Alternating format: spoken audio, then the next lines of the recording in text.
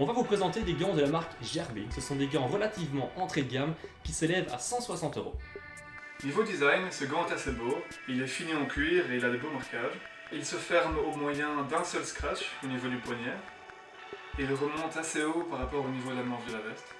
Pour les protections, c'est plus restreint, nous avons 3 bandes de gel au niveau de la paume de la main. Point de vue étanchéité, ces gants sont super, ils sont très étanches. Et elle est également fournie avec ce petit boîtier qui nous permet de régler l'intensité de la chaleur. Alors, des gants chauffants, qu'est-ce que c'est? Il existe principalement deux types de gants chauffants.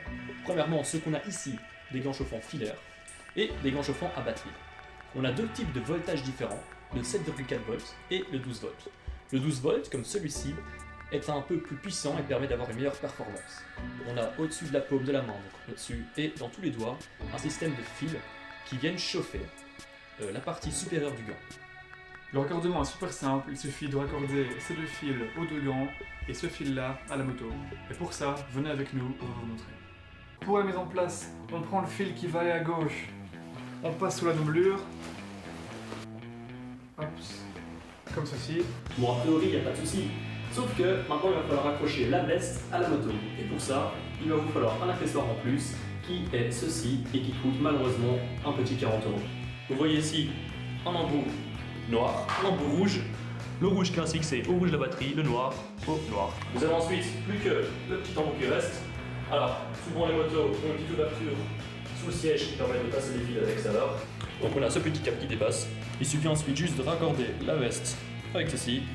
Vous voyez les petites lumières qui clignotent, le niveau d'intensité que vous souhaitez. Il suffit ensuite de mettre le câble du manteau dans le gant. On met le gant, on met le casque et c'est parti. Il y a actuellement dehors entre 0 et 1 degré, alors mes mains sont au chaud.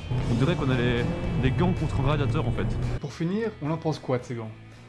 Eh ben, déjà, c'est une bonne alternative aux poignées chauffantes. L'avantage principal, c'est que c'est une chaleur directe. On n'est pas limité au fait de devoir tenir les poignets pour avoir la chaleur.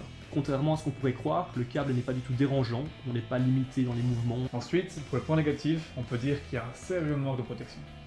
Et pour finir, je pense qu'il y a un aspect très négatif pour ces gants, c'est le prix. Là, pour un gant entrée de gamme, on est à 200 € et ça peut monter jusqu'à 450 €, voire plus. C'est peut-être un peu hors budget pour certains, sachant que c'est un gant qu'on va utiliser 3-4 mois par année maximum. On espère que cette vidéo vous aura plu, on compte bien en faire d'autres et à bientôt sur Aftershock Time.